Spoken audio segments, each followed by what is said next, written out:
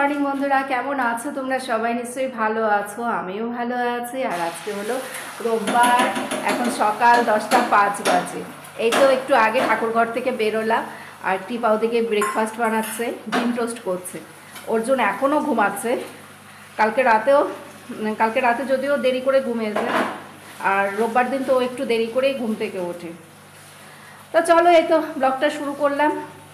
এখন রান্নাবান্না শুরু হবে, তারপরে আবার অর্জুনের পড়া আছে, ওখানে নিয়ে যেতে হবে।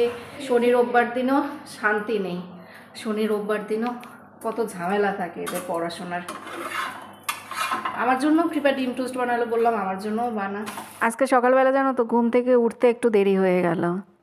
কালকে রাতে আমি ভুল করে 4টের সময় অ্যালার্ম দিয়ে রেখেছিলাম, 4টের সময় ঘুম ভেঙে গেল। তো ভাবলাম 5টা সাড়ে 5টার সময় উঠে যাব। এখন যদি আমি ঘুমিয়ে থাকি তাহলে আমার আবার সকালবেলা ঘুম থেকে উঠতে দেরি হবে। তো আমি ওই মোবাইল নিয়ে ঘাটাঘাটি করছিলাম, তারপর শুয়েছিলাম। পুরো আমি দিব্যি জেগে রয়েছি। 5:30 যখন বাজে তখনও দেখি বাইরে কি অন্ধকার। আমি তো ওই শুয়ে শুয়ে জানলার কাছ দিয়ে বাইরের দিকটা দেখছিলাম, কখন ভোরের আলো ফুটবে। ভোরের আলো ফোটার সাথে সাথেই আমি আমার কাজকর্ম শুরু করব। ওই যে বললাম না যে এখন যদি ঘুমিয়ে পড়ি তাহলে আমার সকালবেলা ঘুম থেকে উঠতে দেরি হবে। ওই জন্য ভাবলাম যে না, তাড়াতাড়ি করে কাজকর্ম সেরে পরে না হয় আমি দুপুরের দিকে একটু ঘুমিয়ে নেব। কিন্তু ওই 5:30টার পর কখন যে আমার চোখ দুটো আবার বন্ধ হয়ে গেল বুঝতেই পারলাম না। 5:30টার সময়ও আমি বাইরের দিকে তাকিয়েছিলাম, আর মনে মনে ভাবছি 5:30 বাজে, এখনও ভালো করে আলো ফোটেনি। এই ভাবতে ভাবতে না চোখ দুটো কখন যে বন্ধ হয়ে গেল। তারপর যখন চোখ খুললাম তখন দেখি ঘড়ির কাঁটায় 7টা বাজে। এখন তো এত দেরি করে ঘুম থেকে উঠি না, 6:15 বা 6:30 এই সময় এখন ঘুম থেকে উঠে পড়ি। যখন ঠান্ডাটা একটু বেশি ছিল সেই সময় 7টার সময় উঠতাম, জল ধরা যেত না, ওই জন্য একটু দেরি করে ঘুম থেকে উঠতাম। কিন্তু এখন তো আর সেই প্রবলেম হচ্ছে না, এখন তাড়াতাড়ি ঘুম থেকে উঠে পড়ি। রাতের বেলা যখন হঠাৎ করে এরকম ঘুম ভেঙে যায় তখন জানো তো বিভিন্ন রকমের কথা মনে পড়ে। হয়তো কোনো একটা কাজ আমার করার কথা ছিল, সেই কাজটা আমি করতে পারিনি, সেটার কথা মনে পড়ে। সেটার কথা হয়তো আমি ভুলেই গিয়েছি একদম। হঠাৎ করে দেখা যায় ওই যখন রাতের বেলা ঘুম ভেঙে যায়, শুয়ে শুয়ে তখন ভাবতে থাকি এই কাজটা তো আমার করা হয়নি, আমার তো এখানে যাওয়ার কথা ছিল। বা ধরো অর্জুনের কোনো একটা পড়া গ্রুপ থেকে তোলা হয়নি, কাউকে ফোন করার কথা ছিল, ফোন করতে ভুলে গিয়েছি। এই ধরনের কথা আমার সেই সময় মনে পড়বে। বা ধরো বহু বছর আগের কোনো একটা কথা মনে পড়লো। সারাদিন আমি হাজার চেষ্টা করেও হয়তো যে সমস্ত কথাগুলো মনে রাখতে পারি না, কিন্তু ওই রাতের বেলায় মাঝে মধ্যে যখন ঘুম ভেঙে যায় তখন যেন সব কিছু আমার চোখের সামনে ভেসে ওঠে। তখন অনেকের কথা মনে পড়বে, ওই যে বললাম বহু বছর আগের কথা মনে পড়ে। তারপর কোন কাজটা আমার করা হয়নি সেগুলো যেন আমি সব তখন মনে করতে পারি। কিন্তু দিনের বেলাতে না, হাজার চেষ্টা করেও না ওই কথাগুলোর কথা আর মনে পড়ে না। হয়তো এরকমটা অনেকের সাথেই হয়, রাতের বেলা ঘুম ভেঙে গেলে পুরনো দিনের কথা মনে পড়ে, যে কাজগুলো আমরা ভুলে গিয়েছি করতে সেই কাজের কথা মনে পড়ে। আসলে তখন মাইন্ড ফ্রেশ থাকে, তো সেই জন্য না ওই সময়টাতে আমরা নিজস্ব চিন্তাভাবনা করার সুযোগ পাই। আজকে ভাবছিলাম রান্নাতে একটু ফাঁকি ঝুঁকি মারবো, রাতের বেলার দিকে নেমন্তন্ন আছে, ওই জন্য মনে করেছিলাম দুপুরবেলার দিকে শুধু একটু সেদ্ধ ভাত রান্না করব। কৃপা বলল, মা তুমি শুধু প্লেন সিদ্ধ ভাত রান্না করো না, টমেটো পেঁয়াজ দিয়ে বেশ ভালো করে একটু ডাল ভুনা করবে আর আলুর চোখা করবে। ফ্রিজের মধ্যে কালকে জানো তো অনেকগুলো মাছ রান্না করা রয়েছে, কালকে মাছ রান্না করেছিলাম, সেই মাছ ফ্রিজের মধ্যে রয়ে গেছে। ওই জন্য ভাবছিলাম আজকে শুধু একটু সেদ্ধ ভাত করে রাখবো, কিন্তু মেয়ে এসে বলল এইভাবে আমাকে রান্না করতে হবে। তারপর আবার অর্জুনের জন্য ডিম রান্না করাও ছিল, কালকে রাতে ডিম রান্না করেছিলাম, সেই ডিমের ঝোল ডিম সবই রয়ে গেছে। মুসুরির ডাল টমেটো পেঁয়াজ দিয়ে এক ফোড়নে বসিয়ে দিলাম, আর কি জানি এর মধ্যে আলু সেদ্ধ দিয়েছি দুটো, আলুর চোখা করবো তো ওই জন্য। এবার আমার ব্রেকফাস্টটা করি।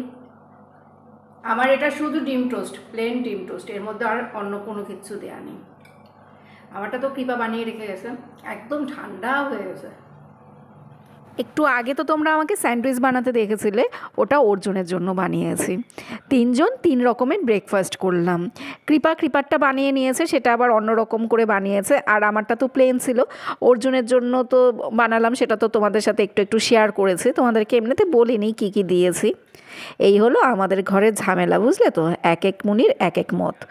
তো আমি এখন অর্জুনকে নিয়ে বের হব। আমার তো রান্না হয়ে গেছে, আজকে রান্না সেরকম একটা চাপ ছিল না, ওই জন্যই তাড়াতাড়ি রান্না হয়ে গেল।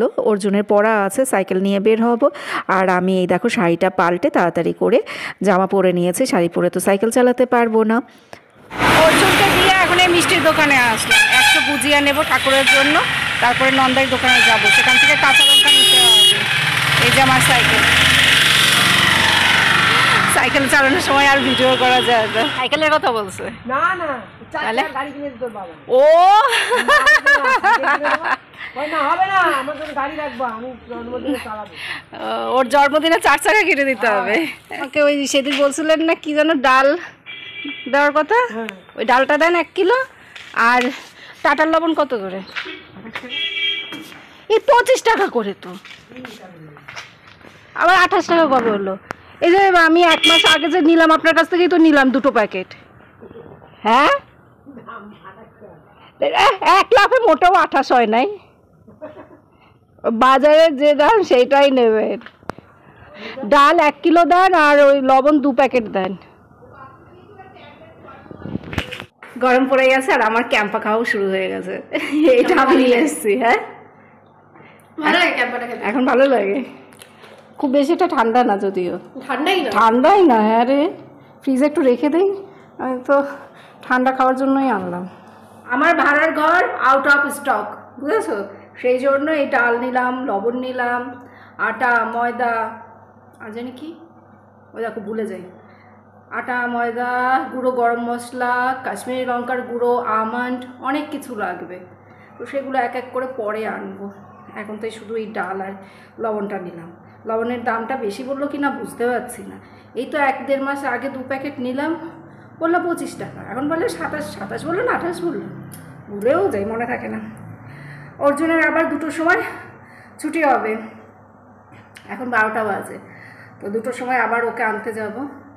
এখন আমি একটু ভিডিওটা এডিট করি, পরে আবার ব্লগ শুরু করব, এখন আর ব্লগ করব না। আর ক্যাম্পাটা একটু পরে খাবো, ক্যাম্পাটা একটু ফ্রিজে রাখি, এটা একটু ঠান্ডা না, ফ্রিজে রাখি, একটু ঠান্ডা হলে তারপর খাবো। এরপর যদিও আমি জানি এটা খেলে আমার গলা ব্যথা করবে, কিন্তু তাও খাবো, খুব খেতে ইচ্ছে করছে। ক্যাম্পা, ফ্রুটি, আইসক্রিম এগুলো এখন দেখলেই শুধু খেতে ইচ্ছে করছে। এখন আমরা ভাত খাচ্ছি, এই যে ডাল, বেগুন ভাজা, আলু মাখা। কি বললে? চপার আছে, তারপরে এরকম চাক চাক থাকে কেন? ও না, চপ করে নেই না, এমনিই কেটে দিয়েছি পেঁয়াজ। কিপা এখনও পড়ার ওখান থেকে আসেনি, সেজন্য আমরা 3জনেই ভাত খেয়ে নিচ্ছি। কটা বাজে?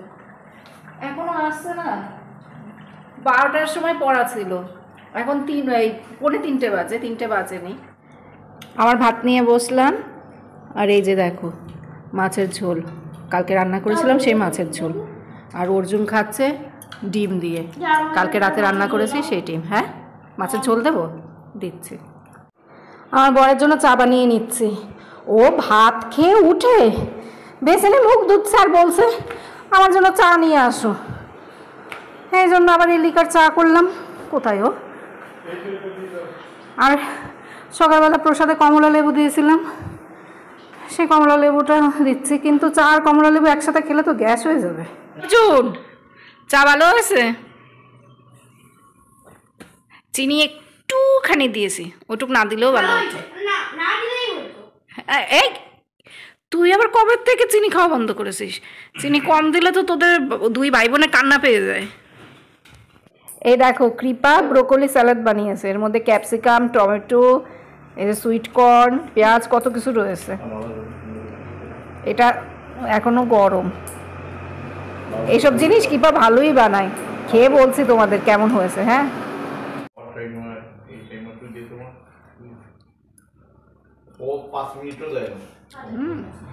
খারাপ না, ভালো। টক টক কি দিয়েছিস? টমেটোর জন্যই মানে টক টক লাগছে। অর্জুন কালকে বাজার থেকে ব্রোকলি নিয়ে এসছো বাবার সাথে, ব্রোকলি দেখে ওনাকে বলছে যে বাবা ব্রোকলি কিনতে হবে, এবার সেটা এনে যেন কাঁচা কাঁচা খেতে শুরু করে দিয়েছে, বলে এটা এগুলো কাঁচা কাঁচাই খায়, আমি এটা কাঁচা কাঁচাই খাবো। সে না ধুয়ে ব্রোকলি মুখে দিয়েছে, রাতের বেলা ওকে আমি তারপর ওই ব্রোকলি দিয়ে ডিম রান্না করে দিয়েছি, আর এই বাকি ব্রোকলি দিয়ে এই স্যালাড বানিয়ে দিলাম, ও কাঁচা কাঁচা খাবে ওই জন্য। গুড ইভিনিং বন্ধুরা, এখন 7:30 বাজে। তো আমি রেডি হয়েছি, বাইরে যাব একটু। আজকে আমার সতীনের জন্মদিন, মানে আমার নাতির জন্মদিন।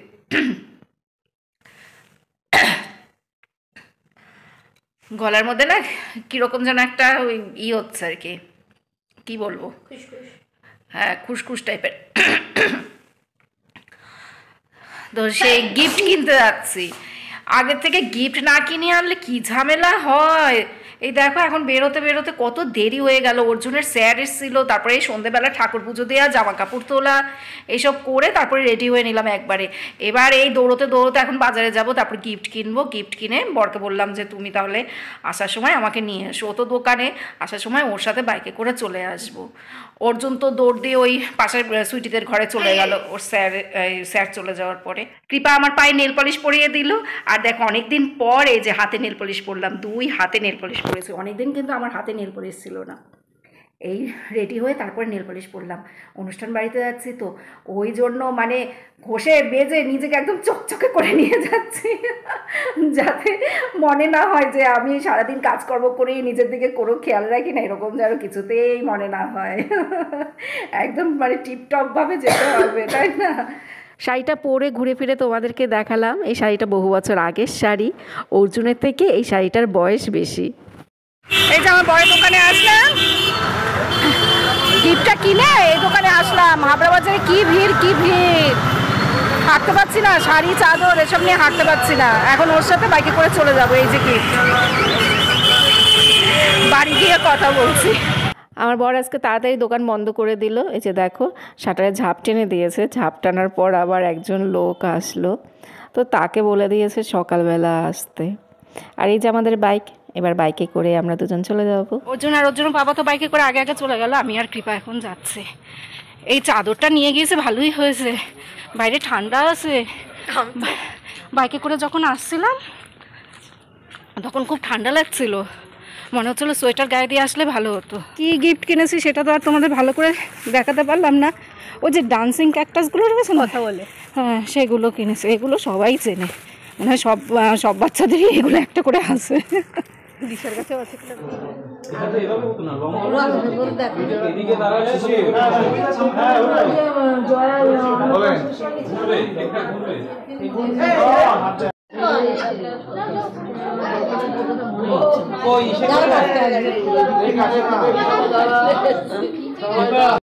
না এখন না, কাটার পরে এখনই খাবে। আচ্ছা দীপা, এই যে তাড়াতাড়ি করতে আচ্ছা ঠিক আছে বাবা, ঠিক আছে।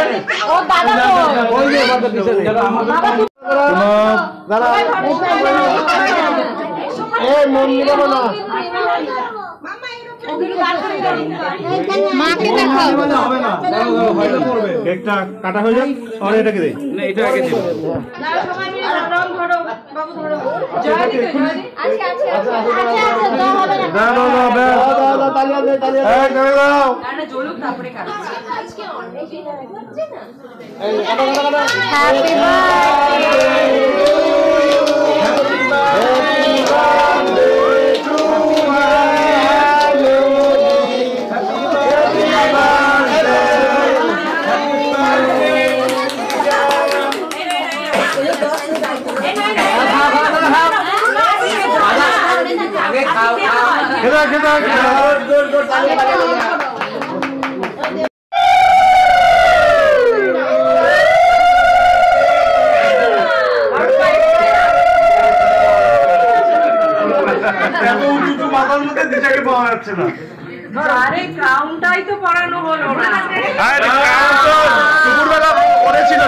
তোমাদের সাথে আমার নাতনির কেক কাটিং ভিডিওটা শেয়ার করলাম। ওর আজকে 5 বছরের জন্মদিন পূর্ণ হলো। ওর দীর্ঘায়ু সুস্থতা কামনা করি, ও খুব ভালো থাকুক। এই নাতনি হলো আমার বড় ভাসুরের নাতনি, বড় ভাসুরের ছেলের ঘরের নাতনি। বর্দার বাড়ি আমাদের পাড়াতেই, আমাদের বাড়ি থেকে বেরিয়ে একটুখানি সোজা হাঁটলেই বর্দার বাড়ি দেখা যায়। এই হলো বর্দা। বর্দা সবার খোঁজ খবর নিচ্ছে, সবাই এখন খেতে বসছে তো তো আর কি কার কী লাগবে টাকবে এইসব দেখছে। স্টার্টারে ছিল ফিশ ফ্রাই, ধনেপাতার চাটনি আর কাসুন্দি।